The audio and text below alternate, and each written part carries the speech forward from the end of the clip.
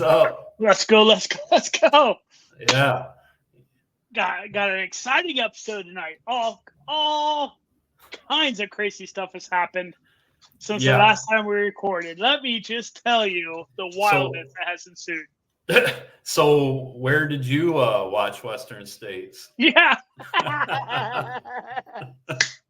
That is a great segue.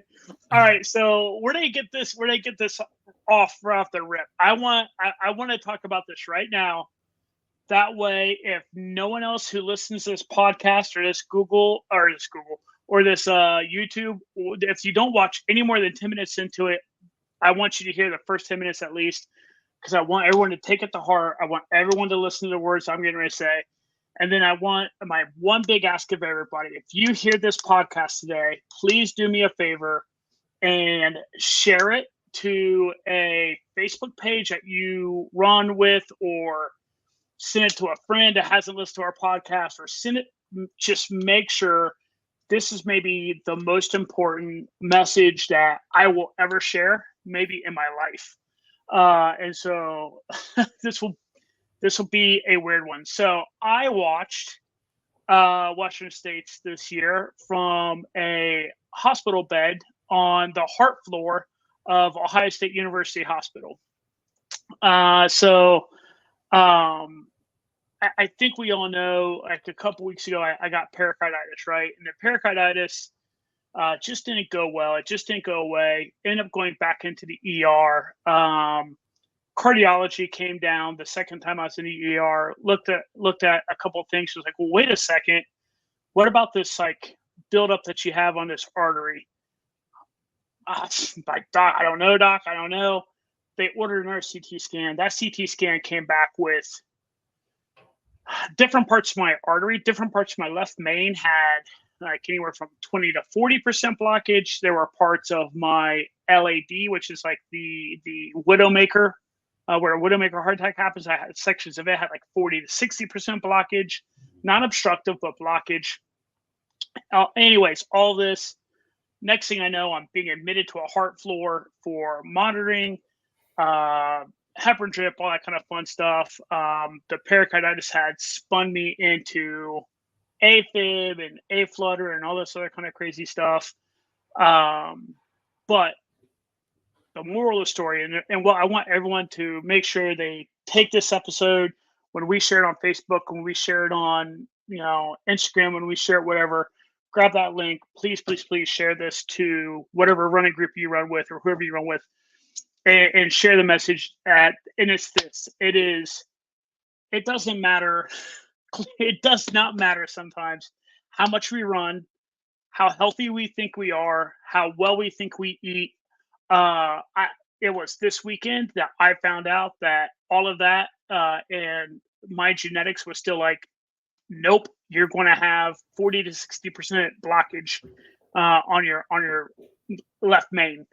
And so did a heart cath came back like, yeah, there's 40 to 60%. So for right now, on a bunch of different blood thinners and cholesterol pills and all kinds of crazy stuff, but end of the day, right? The end result is I'll be on a cholesterol pill and a baby aspirin for the rest of my life. But the big thing is that would have gone undiagnosed, right? So the pericarditis in a way was a lucky thing because it ended up showing the heart disease that I had. And so my big request, my big ask as everybody's listening to this is that do yourself the right thing. And if it's time for a checkup of any kind, whether it be prostate, whether it be heart, whether it be whatever, go get the checkups. Be an advocate for yourself. Make sure you're taking care of yourself. Don't just think, oh, because I run, I'm healthy. Oh, because I eat right, I'm healthy. Your genetics play a huge, huge role in it. And that's what I found out this weekend. So now that I know I have this issue, the meds will help keep that cholesterol soft so it doesn't really build up. And without this knowledge, there's little doubt in my mind that 5 years, 10 years down the road from now, I would have been beep-bopping down a trail and the lights just would have went out one day. You know what I mean? Yeah. So Yeah. it's one of those really it's one of those really kind of nice like reality checks of like, don't just trust. Don't just trust that you're doing enough. Take advantage of whatever healthcare benefits you have. Take advantage of the doctors. Go get the checkups. Go make sure, and more importantly, listen to your body. If your body's telling you something's off, something's off. Go get it checked. So 5:32 into it. That is my big ask of everybody. If you've managed to listen to this long, please just share this with your friends. Share this to a running community that you run with. Share this everywhere you can. And just ask the people, hey, listen to the first 5.5 minutes of this. It's a great message. It's an important message. And so that is it. That is where I watched Western States. Yeah. Yeah, we were texting about Western States, and then you sent me a picture in the hospital, being in the hospital bed. I'm like, oh no. Yeah. I mean, I knew you were having some heart stuff going on, so. Yeah. But really glad you're okay, and I think it's a great message for everyone. Don't take your health for granted. Get annual checkups they're free, right? That's part of the Affordable Care Act. Annual checkups are free. Certain screenings are free. So, consult your insurance. Consult your doctor, and it's just a fact of life. But your life will be a lot better if you, like Johnny said, if you advocate for yourself. So all right, well, with that being said, let's how about that Western States? Yeah. Let's jump into Western States. Let me go ahead and I'll share the screen. So Western States, it did not disappoint this year, it never really disappoints, but this year was no exception. It was quite the race, and a few things stood out really, but the first thing I want to talk about is the men's race. And Jim Walmsley has never been pushed this hard at Western States. Rod Farvard, who won the 100K, he got his entry into Western States through the Canyons 100K. He won the golden ticket because he won Canyons 100K. And he showed up big time. And he didn't go out too hot. He ran his own race. And then he, slowly moved in to where he was, about halfway through the race, he was trading places with Walmsley between first and second. And they actually entered the river crossing at Rucky Chuck. Farvard was first. And before he was out the other side, Walmsley was going across. And they were just like right behind each other going up that climb to Green Gate. And the drone footage was awesome this year. And they captured that. And so that was really exciting. And those two dueled it out. But Walmsley, he's just cut from a different cloth when it comes to Western States. And he just slowly started pulling away like he does. And he just put the hammer down the rest of the race. And he ended up winning. And he actually was maybe 5 minutes slower than his course record from a couple years ago. So yeah, Walmsley ended up closing it out. And there was other guys that were right there too. I mean, it was a big pack of them. Yeah. Everybody ran super fast times this year. Hayden Hawks, this is kind of cool too. Yeah. Hayden Hawks made a push at the end, and he damn near caught Rod Farvard. Yeah. They were both on the track at the same time. And Farvard threw down, I think, did I text you? It was like a a 5-minute pace for the last half mile. Yeah, it was crazy. Did you, on the note of the pack that was running, there was a tweet sent out from Sear. Is his first name Stefan, or I think it's Stefan Sear, sent out a really cool like spaghetti graph of the 2024 Western States men, and like the spread between the first place person and the spread between all the different runners. But when you look at like Jim across the top, I mean, you're well out in it before like all of a sudden here comes Farvard from kind of far behind, and you could see where Farvard caught up to him and then dropped him. But like on the note of Jim being just different, when they hit Rucky Chucky, right?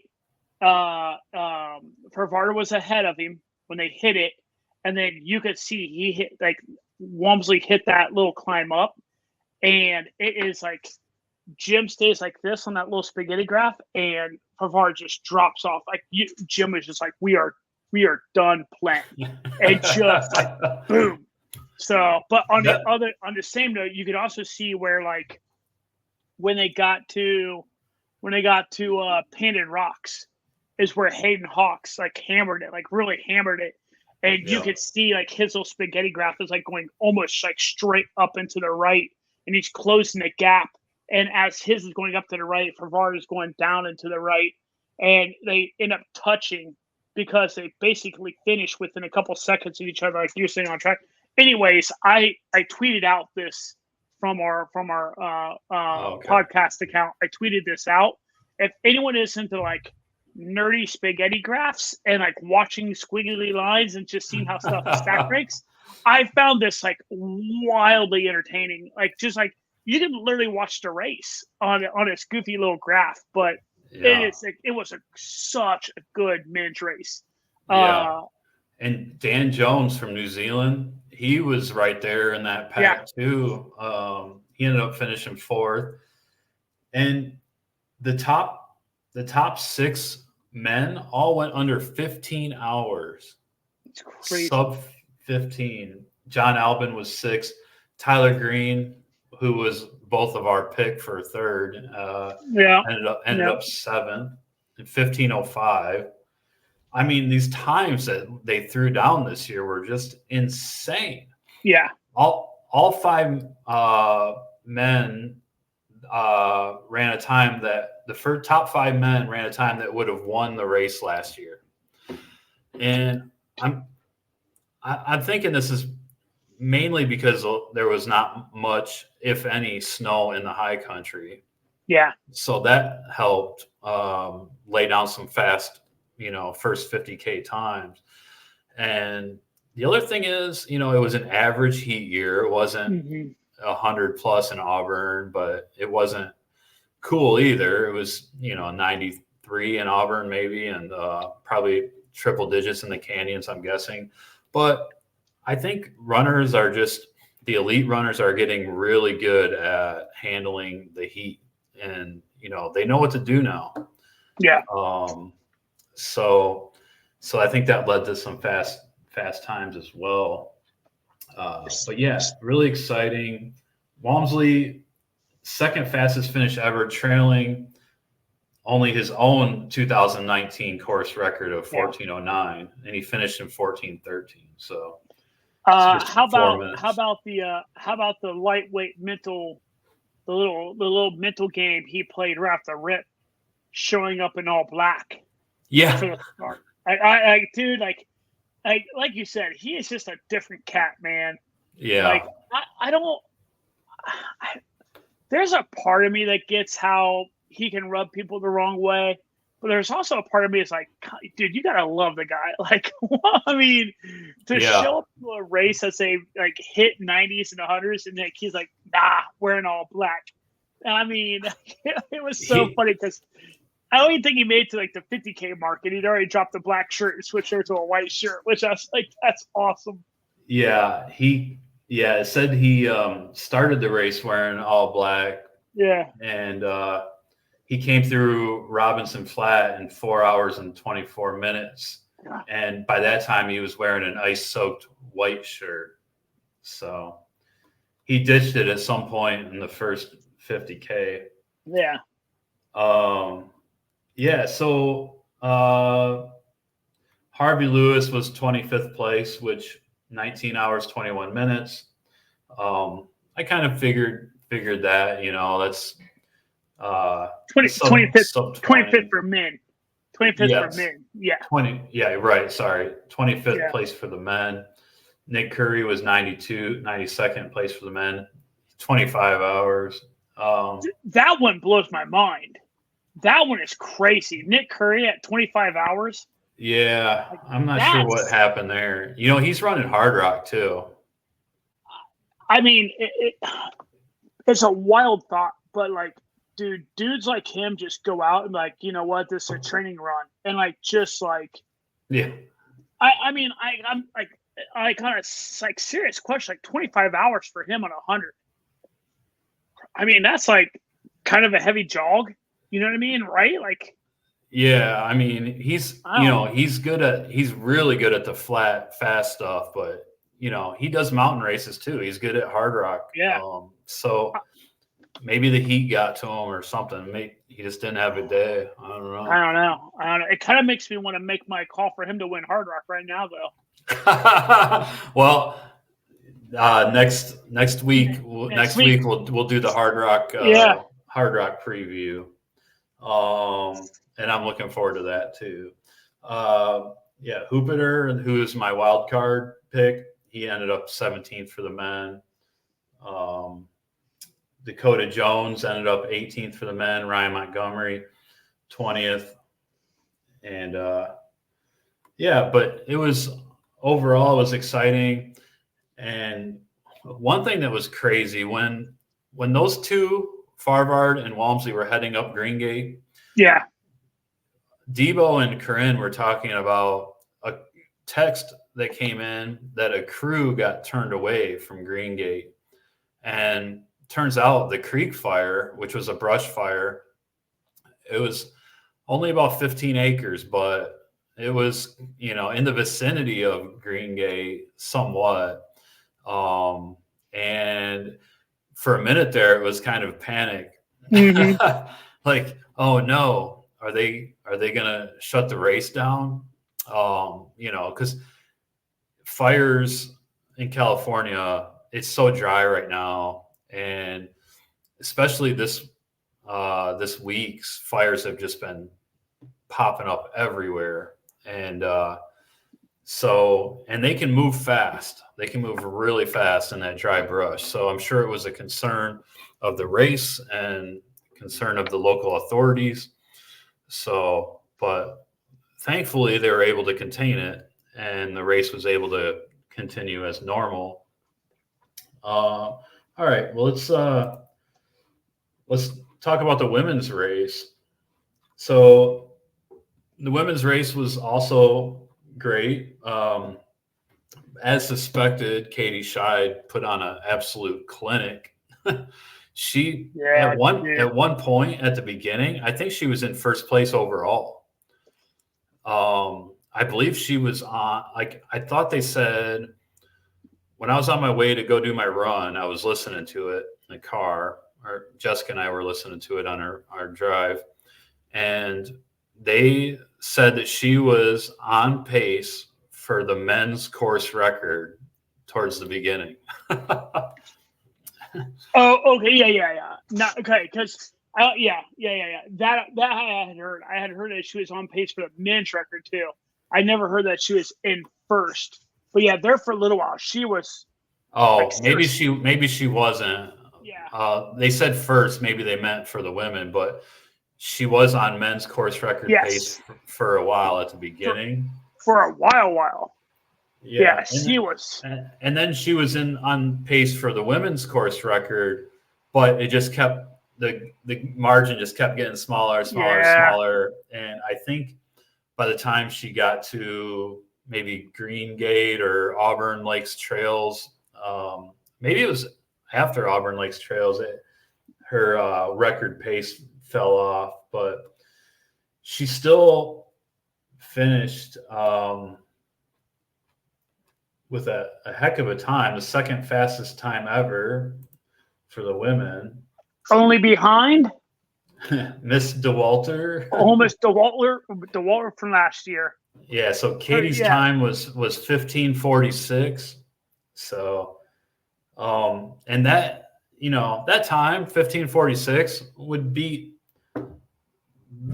the overall winner like most years that the race has taken place. So it's a PR for her.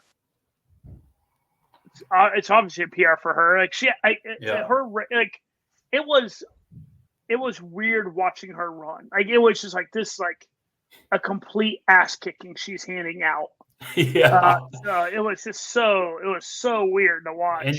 And she was all smiles and she just looked solid. Like she just ran the race of her life. I mean, there was no point where I was like, oh, she's in trouble. I mean, she just, she was slowing down. I mean, that's to be expected, but I mean, she just ran from wire to wire, just ran a really, really well put together race. Didn't need a headlamp to finish. That's dope, right? Like that is dope. No headlamp finish. Like that is amazing stuff right there. So and Fu Zhao Shang from China was second, 16 hours, 20 minutes. And I will say like that pack, there was a pack of women from second to, I think, second to like fifth or sixth they were like really tight most of the race. Yeah. Shang pulled out there. Shang kind of began to separate there toward the end. Like she stretched out to a 22-minute, over third place. But there for a while they were all kind of chunked up together right there. But how did you end up doing on your women's pick'em? Well, I got first place, right? Yeah. But Rachel Drake finished in 8th for the women, and Leah Yingling finished in 10th for the women. Yeah. And I don't remember who my wild card was. I think it was maybe Anna Loudon from San Francisco who finished 11th. Yeah, I did not fare well on like on the guys. On the guys, I obviously got Walmsley. I had Hawks. But I had him in second. He ended up same. I mean, so well, that's right. We had identical first, second, and third. On the women, though, I had Drake winning. Like you just said, she got 8th. I had Lichtig taking second. Yeah. You know what I mean? And she had a rough go. Rough go. I think honestly, I think that's just where she's at now. But, but we will talk about her in a minute. Yeah. But I did get third dead on right. I got third perfect. Esther. Yeah. Sislag. Yeah. Yeah. So Esther Sislag got third, 16:42. Emily Hoggett from Zimbabwe, living in the U.S., she got 4th, 16 hours and 48 minutes. So she was just 6 minutes behind Esther for podium. And this young woman, Ingvild Kaspersen from Norway, she was in 5th, 16 hours and 50 minutes. And Ida Nielsen from Sweden, living in Norway, 16 hours and 56 minutes. So top 6 women all went sub 17, and Katie Scheid went sub 16. So Heather Jackson 7th, Rachel Drake, Priscilla Forgy from Canada was 9th, Leah Yingling 10th. So what pace? I've never thought about this. What pace is that? 15:46 for a 100-miler. That's a really good question. I feel like I should know that, like right off the top of my head, but run pace calculator. That's exactly what I'm on. That's what you say. That's exactly what I'm on. So what was the time? 15:46. 15:46, yeah. And what was the seconds? It was 57 seconds. 57 seconds. Yeah. For, I think it's like 100.2 miles, right? I think. Yeah. That's 9 minute and 27 second per mile. 9, I guess, a 9, what, 9:20? 9:27. Yeah. Golly days. Yeah. That's insane. Like That is just. that would be like a 4 to 5 mile run on a flat surface for me, you know. Oh, that's awesome. That is so awesome. Good for her, man. Katie Shy she lived up to all the hype. She was the favorite going in, and she didn't disappoint, that's for sure. And in another story, and this is kind of heartbreaking, man. I'm going to share this little video here. Will Barkin from the Bay Area was he's considered a blind runner. You know, he was in the race looking to finish, and he came in just 30 seconds after cutoff, and that's just heartbreaking. I mean, to do it as a blind runner, that's just like I can't even fathom. And the fact that he was that close, just heartbreaking. But that is a rough one. Hopefully he can come back and do it again, you know? What really hurts is everyone that's on that track right now knows. You know what I mean? Like, if you spend enough time on that track, even if you've only been there one time, you can get a good sense on how long it takes people to get around that track. It's just the way they look. And, like, you could, like, at the beginning of that reel, you can see, you know, the guy holding his head because he knows. It is so rough. Yeah, it's tough, man. It's tough. He just comes across 30 seconds after. Heartbreaking. You can tell Craig Thornley there, the race director. He was just like, he had his hands on his head because he knew that the runner wasn't going to make it. But you know, major congrats to Will Barkin for getting out there and doing that as a blind runner. I mean, just incredible. Like, what an inspiration.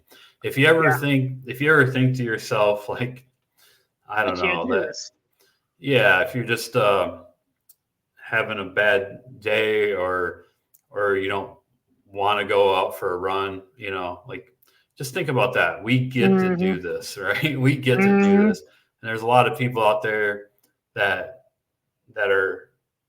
have much more reasons for excuses than we do. You know? And like this guy, Will, he's out there getting it done. So, you know, congrats to him on the finish. Hopefully he gets another shot at it at some point. Yeah. There was a article written by Amy Clark from Ultra Running magazine about the magic of Western States, and she kind of runs down the day, how it unfolded. So I'll share a link to this in the show notes. But yeah, it says Walmsley took the lead early, but was closely followed by Daniel Jones, Hayden Hawks, Rod Farvard, Guillermin Dang, Dakota Jones, and Jupiter Carrera Casas. They were all within 3 minutes of each other at Robinson Flat, the 50K mark almost. And then in the women's race, Katie Scheid was in 19th overall into Robinson. Emily Hawgood and Esther and Heather and Lynn and Fuzhou and Ida were all within 4 minutes of one another. So, nothing but excitement at Western States this year. So it was fun to follow. I got done with my long run, and I was basically on the couch watching Western States the rest of the day. So it's crazy. On the note of you being able to watch it, right? On the note of you being able to watch Western States now, you know what? I actually saw some folks on Twitter that were complaining about the Western States coverage. Really? Yeah. It was better than it's ever been. Did they not see the drone footage? they were complaining like, oh, the tone of it's too corporate. Oh, well, the drone should have been here. They should have been focusing on this. Oh, they should have been doing that, but they were covering this. It's like, holy hell! Like, what are we talking about? The logistics of trying to cover something like that. Right. That's ran almost all by volunteers, though. By the way, I was like, could not wrap my head around seeing people on Twitter complaining about the coverage of Western States this year. I don't know. Yeah, that's shocking because I thought like it was better than it's ever been. They had Jamil Jam, his Mountain Outpost was there helping out. That's why they had the drones and they had the Starlink. So you could actually see footage from the high country this year, which you've never been able to see before. So I'm not sure why anybody would complain, but no. I just think that you cannot satisfy all the people all the time. No. Like, there's always going to be somebody. So for sure. That's for sure. All right. Well, let's move on. Yeti, the Washington version, was this weekend. I think this race has been going on for a couple of years now. Yeah, since 2021. So Jason Green has this Yeti race in Virginia, and he's kind of expanded. He's doing races in other parts of the country. And Jason Green is one of my favorite race directors out there. Just a great guy. He's very inclusive in his races, and just has an awesome story. Like, if you ever get a chance, search out running podcasts where he's been on and listen to his story. It's pretty great. So anyway, for the 100-miler, Jeremy Douglas got first. And so this Yeti race I believe it's pretty fast. And the Washington version, I believe, is similar to the Virginia version. Yeah, I think so. I think it's flat. I think it's flat. Yeah. I'm not sure if there's any elevation gain or not, but I think there is some, but I don't think it's major. But Jeremy Douglas got 16 hours, 33 minutes to get first place in the 100. And first place for the women was Anastasia Rolek, 18 hours, 26 minutes. And they had a non-binary category as well. Willow Doldy was the only entrant in the non-binary category, and they ran 18 hours and 52 minutes. There was also a 100K. Prashanth Narasimhan, 8 hours, 59 minutes, and blew the rest of the field away with that time. Chris McIntyre was second with 12 hours and 3 minutes. So there was a 3-hour difference from first and second. On a 100K. Yeah. And then that dude is like. Stephanie Monash was first for the ladies in 12 hours and 58 minutes. 50-mile, Corbin Lemieux, 8 hours, 52 minutes. And Melissa Mead, 8 hours, 58 minutes for the wins. The other thing, so it's funny, like when you scroll back up, as I said this earlier, the other thing that's really cool about this particular race up in Washington is there's a 2.3 mile long train tunnel. The tunnel. Yeah. So that tunnel is in Cascade Crest. Yeah. 100-miler as well. Oh, really? Yeah, and that tunnel is not flat. I don't think it's flat. Yeah. I don't know, but you have to use your headlamp in there. You can't see the light on the other side. Yeah, 2 plus miles. So Crush Limestone at a grade no greater than 5% and usually much less. It's Okay. really the only thing. Because now I am digging around on this thing. I am kind of curious. Yeah. It does say it's a good one to go to if you want to like first time 100-mile. First time, or if you want to try to get a sub 24. Yep. Which. Yeah, it's crushed limestone. Yeah. So you're similar to the Virginia race. So it's funny because I'm scrolling around on their website and there's a picture of a wood bridge, and in this picture I'm on, it's wet. That's 100% right there. That's 100% something I'd bust my ass on. Like I would 100% go around that turn and like whoop, boom, feet come out from underneath me. I have never had any luck on wood bridges. Like I always fall into those stupid things. Yeah, they are slippery when they get wet. That's for sure.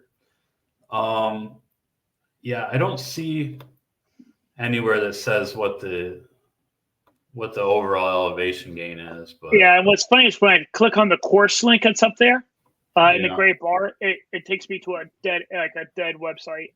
Oh, yeah. Yeah. Well, it'd be super pretty. Yeah, I bet it's absolutely beautiful. It is.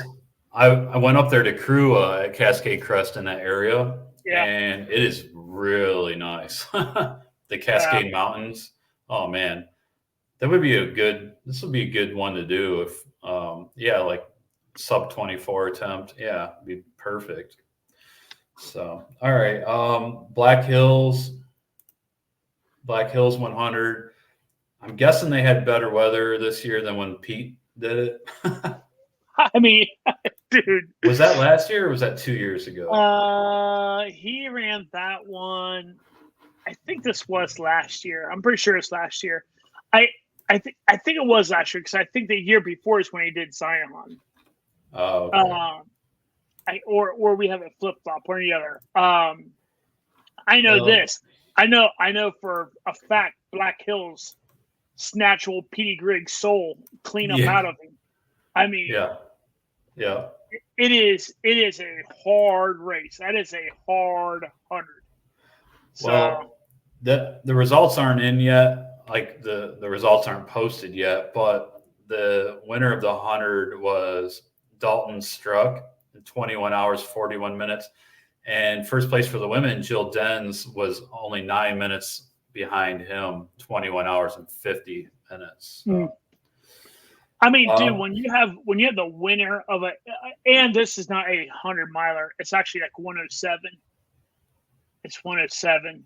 And yeah. Oh, right. Okay. And it's funny because like people even Pete was like, dude, the year I ran it, I knew that. And it's like he's like, somehow people don't know that. And he's like, you should see people just crumble. Just crumble when they get to the 100-mile mark. And they're like, well, he got torrential storms on his race. Yeah, this is a MFR of a course. Yeah, sounds like it. Dawg Gone Long Run. You ever heard of this? It's in Waynesville, Ohio. I have not heard of this. Have you ever ran at Cedar Creek State Park? I haven't. I was even getting ready to look and see where that is. Like I kind of recognize, like we many moons ago, when I was in high school, we used to play football against Waynesville Goshen, but I don't think this is even the same. I don't even know where this is. Like Waynesville. Waynesville is it's east of Dayton. Yeah, man. Like this is. It's southeast of Dayton, maybe. Yeah, it is. I've been to Waynesville one time, actually. Why? I don't know. I was like 17, 18? I was visiting somebody. I don't know. Long time ago. It's a small little town. Yeah. I mean, but, Caesar Lake is pretty good sized. Yeah. Yeah, I don't know really like the description of the course or anything, but let's see here. It's the start finish at Caesar Creek. Yeah. Well, they had, okay. The 50-mile run is the course counterclockwise 3 times. Oh, Those doing the 50K will run the loop counterclockwise 2 times. So it's a loop course. Probably 11. Well, that doesn't really make sense, does it? well, if the 50K is doing it 2 times, that means it has to be at least 15 and change. At least 15 and change. Probably closer. Hopefully it's a little long. It's 16 and change, or 16 at least. Oh, I see what you're saying. Yeah, I got you. Yeah, hopefully Because it's 16. Yeah, because even if it's 16, right, and I do that 3 times, that only gets me to 48 miles. A little short. So either your 50K is heavy by a fair amount, or your 50-miler is light by equally a fair amount. You know what I mean? So yeah, or it's somewhere in the middle. everyone loses. Yeah. Suck it. Anyway, the 50K, Seth Thompson got first, 4 hours 43 minutes, and for the ladies, Megan Burns, 5 hours 55 minutes. And then there was the 50-mile event, Brandon Clark, 8 hours 19 minutes, and Anna Slivka, 10 hours and 44 minutes. Yeah, 8:19. That's Ohio fast. Yeah.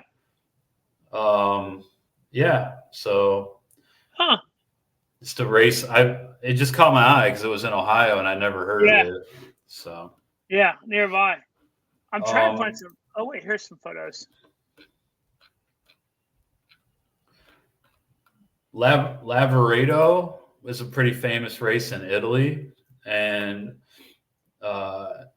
it's 75 miles, and it's I believe it's like 19,000 feet of climbing.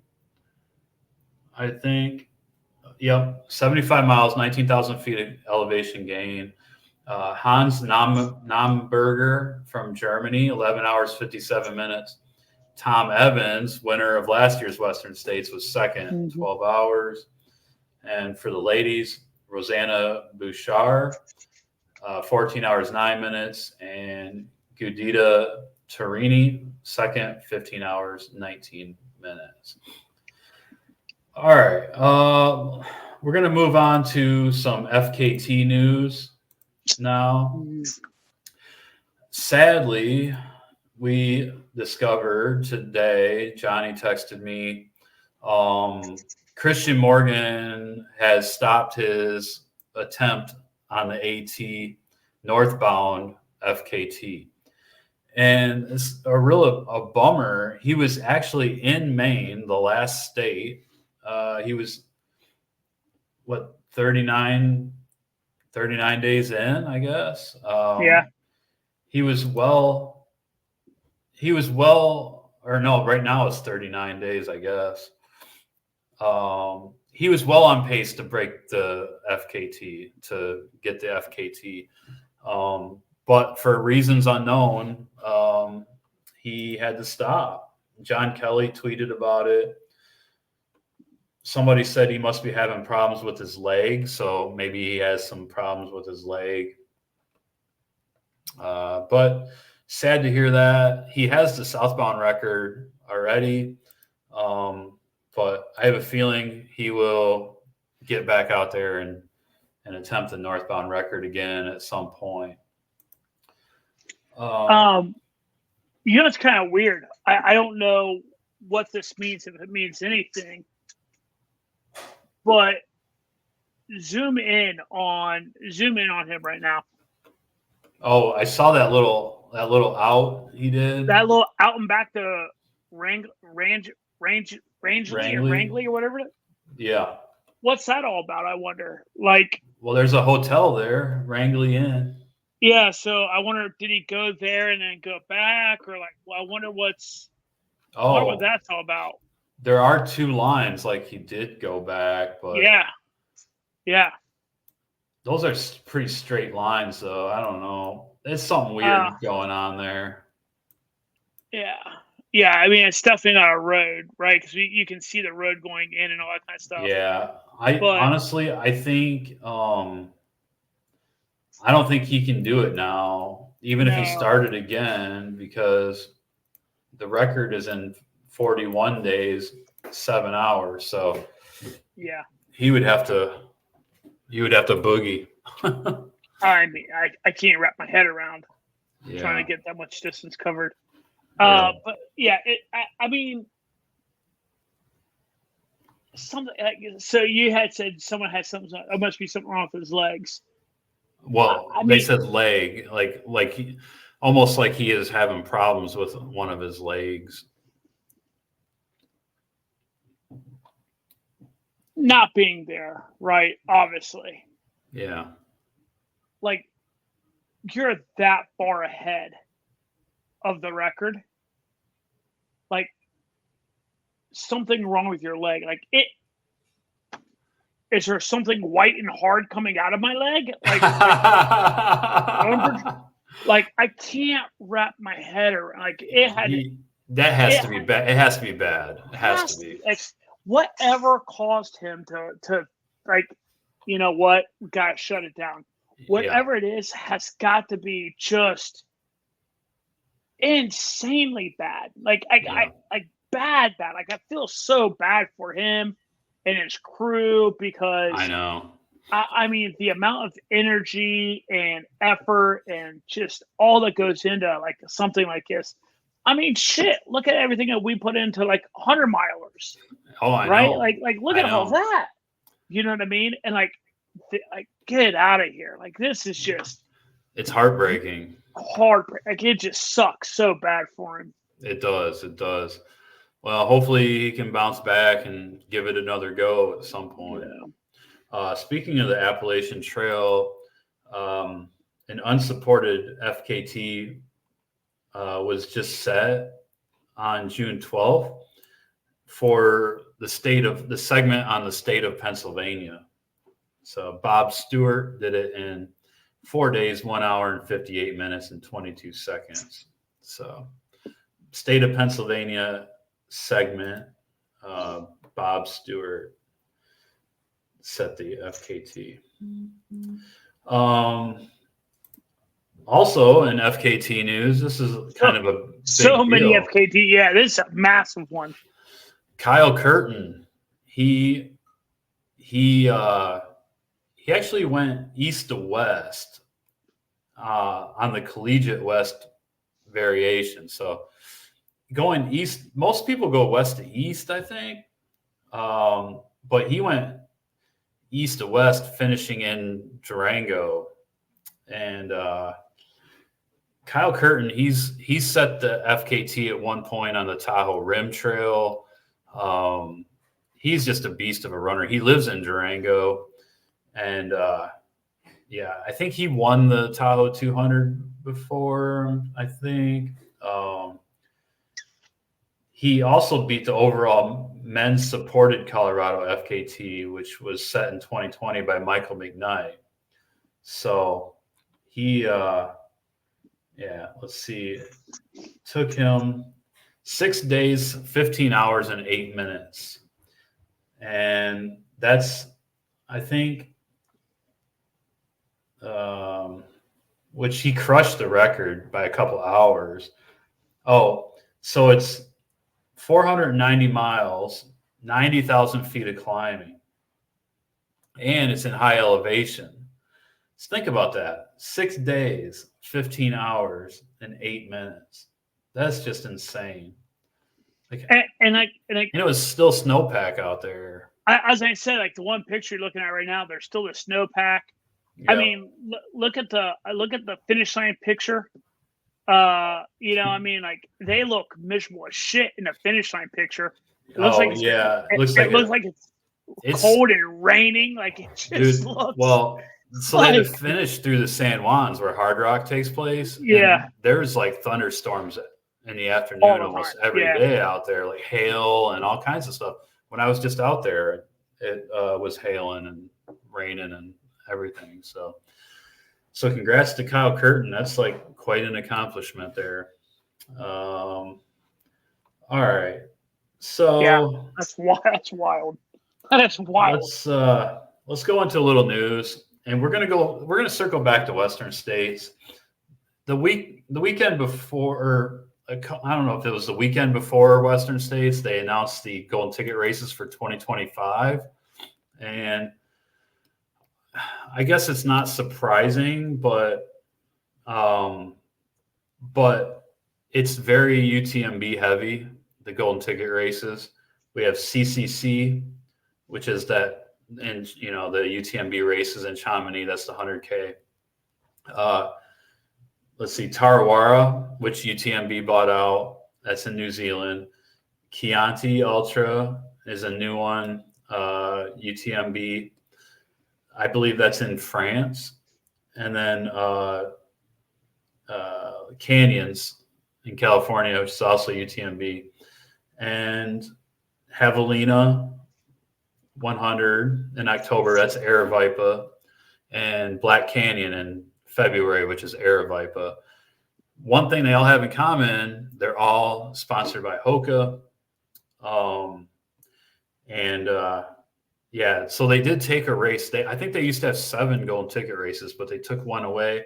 And now the top 3 males and females at CCC and Black Canyon and Canyons get golden tickets. So it's changed a lot over the years. Really, it has. It's not an American thing anymore. Which, like, it's cool. Like, you get give some international runners a chance as well. But at the same time, you kind of feel for these races in the U.S. that have lost their golden ticket status. But I know it's a constant cycle. Grindstone came off, which was surprising to me. It's the only East Coast one. The other thing that's weird for me on this is how few 100-milers are on here. Like, it's overwhelmingly 100K. Like, it's just I don't know. I think that's typically been the case for golden tickets. Like 50, it used to be 50 milers and 100K.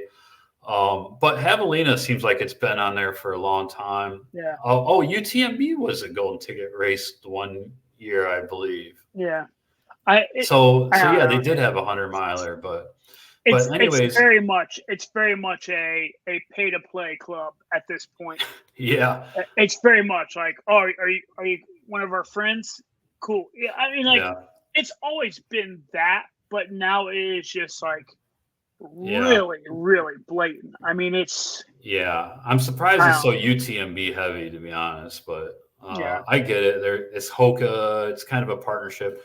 The one I'm really disappointed with is that they took Grindstone away, because the Grindstone is still a UTMB race. Like, you would think that they would keep an East Coast of the United States golden ticket race, but they didn't. So well, it's very clear that they're like, well, who can we get the most money from by making this a golden ticket, right? And like us East Coasters, we love Grindstone because Grindstone is what Grindstone is. But UTMB, they're like, no big names. No big names are clamoring to go to Grindstone and run Grindstone. It's not luxurious enough. It's not showy enough.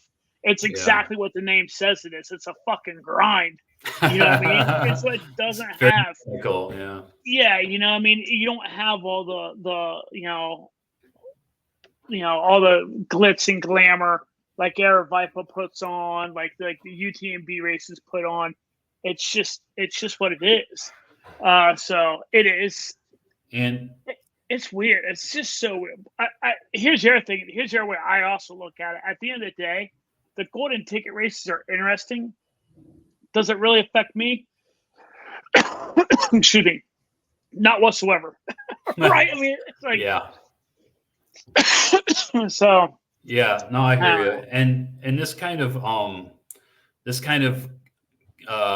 adds to what I was going to bring up next, and that's an I Run Far article about the breakdown of the 2024 Western States entrants, the people that are entered. It is getting increasingly harder to get into Western States, and here's the breakdown. So they had the lottery was 72% of 375 people. Elites were 12.3%. Race admin was 7.2%. That would be like your volunteer. There's volunteer spots. Sponsorships 3.5%, and other is 5.1%. I think that's like special consideration.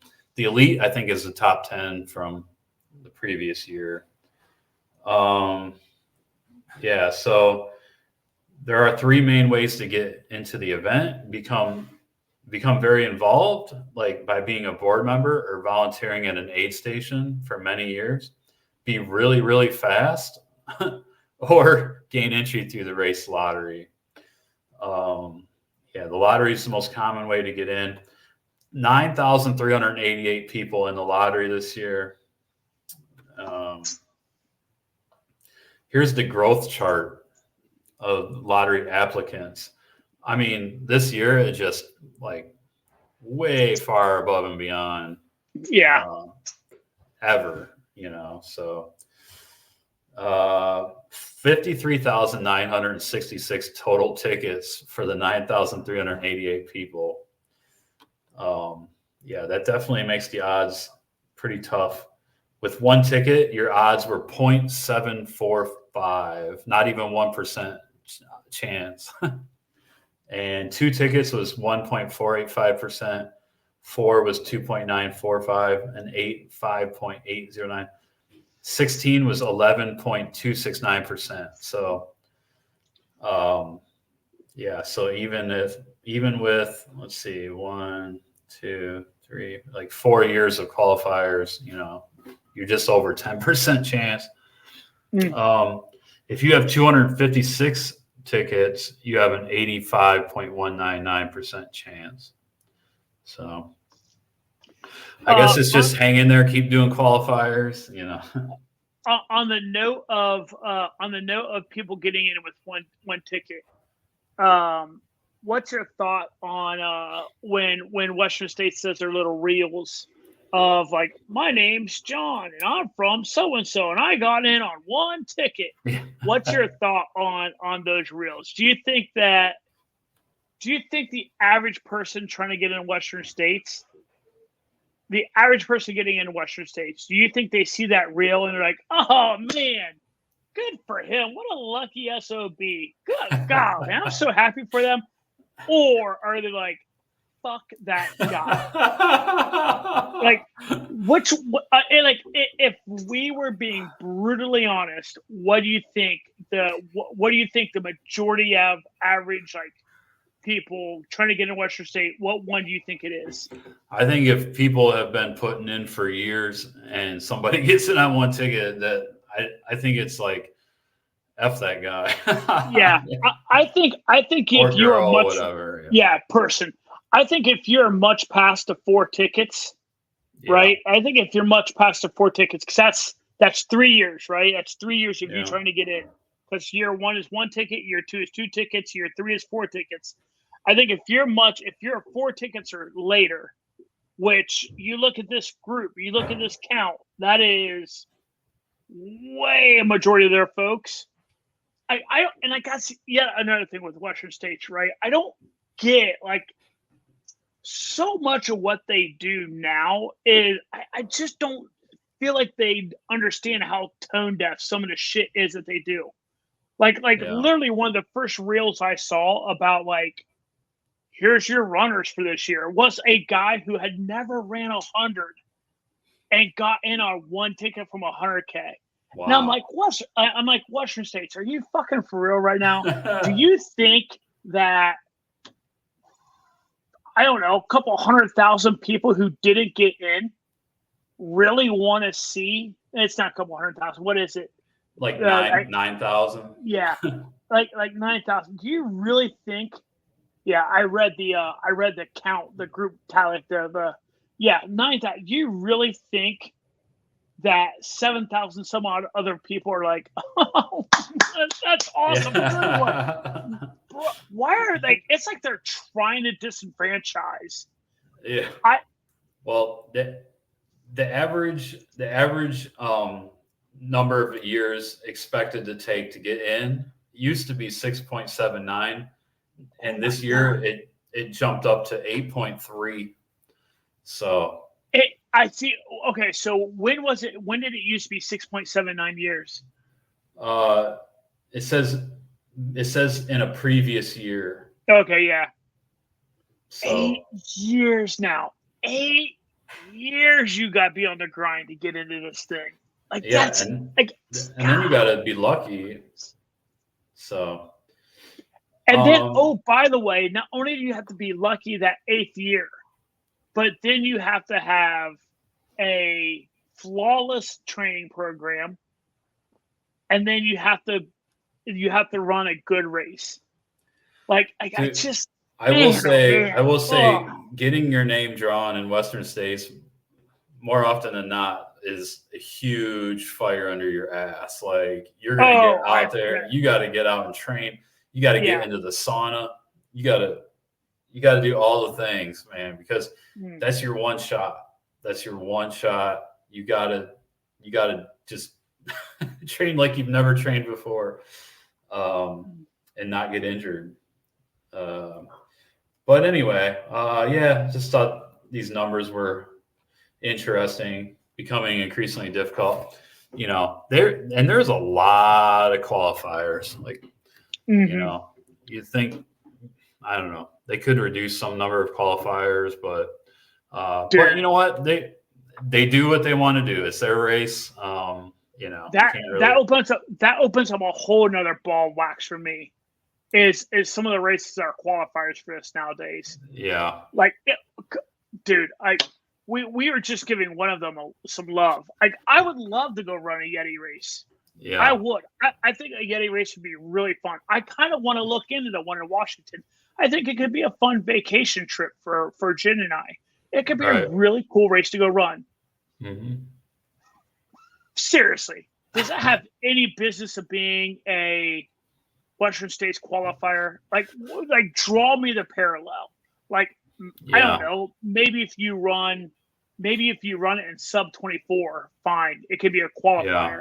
Right. So, like, bro, come on. Like, what are we 30 doing? hours.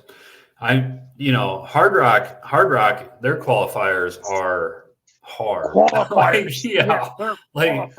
Like those are difficult 100-mile races in themselves. So, like, like you said, they're closely aligned with the style of race that Hard Rock is. Yeah. Even though they're not that much, but I mean, some of them. Whenever you hear a race say, we're a qualifier Western States, aka we threw Western States the bag so we could put that on our marketing shit.